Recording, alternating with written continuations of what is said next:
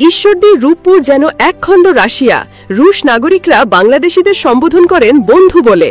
বিপরীতে সেখানে বসবাস করা বাংলাদেশিরাও রপ্ত করে নিয়েছেন রাশিয়ান ভাষা। রাশিয়ানদের ঘিরেই সেখানে গড়ে উঠেছে আস্ত একটি জীবন কাঠামো। দোকানপাট থেকে শুরু করে তারকা হোটেল কিংবা পার্ক সব মিলিয়ে পাল্টে গেছে গোটা ঈশ্বরদী। জানলে অবাক হবেন, রুশ ক্রেতাদের টানতে বাংলাদেশিরা তাদের দোকানগুলোতে টানিয়ে রাখেন রাশিয়ান ভাষার সাইনবোর্ড। পারমাণবিক বিদ্যুৎ প্রকল্পে কর্মরত রাশিয়ানদের পদচারণায় বদলে গেছে ঈশ্বরদী উপজেলার প্রত্যন্ত রূপপুর গ্রাম। রূপপুর পারমাণবিক বিদ্যুৎ প্রকল্পের বাস্তবায়ন নিয়ে একসময় এলাকার গ্রামবাসীর মধ্যে ছিল নানা সংশয় ও উদ্বেগ।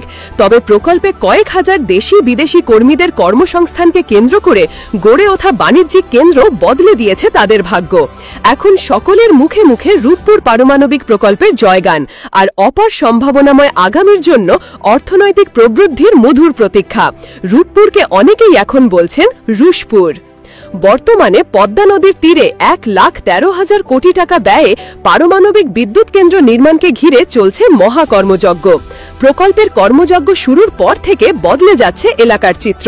প্রকল্পে কর্মসংস্থানের সুযোগ হয়েছে কয়েক হাজার বেকার যুবকের। ভাগ্য বদলের পাশাপাশি বদলে গেছে জীবনযাত্রা ও সামাজিক চিত্র। স্থানীয়রা জানান, 2015 সালে রূপপুরের নতুন হাট এলাকায় ছিল শুধু কাঁটাতারের বেড়া, চারদিকে ধু ধু ফাঁকা মাঠ আর দুই একটি অস্থায়ী স্থাপনা। সেই জায়গা এখন হঠাৎ দেখায় রাশিয়ার আধুনিক শহর ভেবে ভুল হয়। গ্রামীণ পরিবেশ বদলের পাশাপাশি রাশিয়ার আর বাঙালির সাংস্কৃতিক মিথস্ক্রিয়ায় বন্ধুত্বপূর্ণ মধুর একটি সম্পর্ক তৈরি হয়েছে। কয়েক বছর আগেও সন্ধে নামলেই যেখানে কালো গভীর রাতের নিকষতা নীরবতা নেমে আসত, সেই এলাকা এখন দিনে রাতে সমান তালে কর্মচঞ্চলতায় মুখরিত।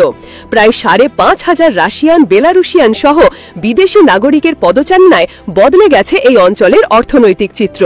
পদ্মা নদীর তীরের ঝোপ জঙ্গলে পূর্ণ জনশূন্য জমিতে বিদেশের আদলে গড়ে উঠেছে দৃষ্টিনন্দন আবাসিক ভবন, ঝলমলে শপিং মল, রেস্টুরেন্ট, ঝকঝকে রিসোর্ট সহ অসংখ্য দোকানপাট। রূপপুর পারমাণবিক বিদ্যুৎ প্রকল্প এই অঞ্চলের মানুষের ভাগ্যে বয়ে এনেছে অভূতপূর্ব উন্নয়ন। রূপপুরের মানুষ কখনো ভাবেনি যে বিদেশি কোনো ভাষা শিখে বিদেশিদের সঙ্গে বন্ধুত্ব করতে হবে। স্থানীয়রা যোগাযোগ, ভ্রমণ, বাণিজ্য বা সুসম্পর্ক বজায় রাখার জন্য তারা রাশিয়ান ভাষা শিখেছে। রাশিয়ান সংস্কৃতির একটি নতুন ক্ষেত্র আবির্ভূত হয়েছে পুরো এলাকায়। রাশিয়ানদের আকৃষ্ট করতে বাজারের দোকানের সাইনবোর্ড ইংরেজির পাশাপাশি রাশিয়ান ভাষায় লেখা রয়েছে। স্থানীয় রিকশা চালকেরাও চলনসই কিছু কিছু রুশ ভাষা শিখেছেন, যেন বাংলার বুকে জন্ম নিয়েছে একখণ্ড রাশিয়া। শুধু রূপপুর নয়, পার্শ্ববর্তী পাকশী, শাহাপুর ও ঈশ্বরদীতেও এসেছে পরিবর্তনের ছোঁয়া। বদলে গেছে এই অঞ্চলের জীবনযাত্রা।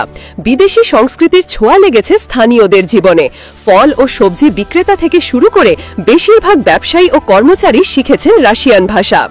নতুন হাট এলাকায় ধুলো বালু, জরাজীর্ণ ঘরবাড়ি ও ছোট ছোট দোকানপাট আর নেই।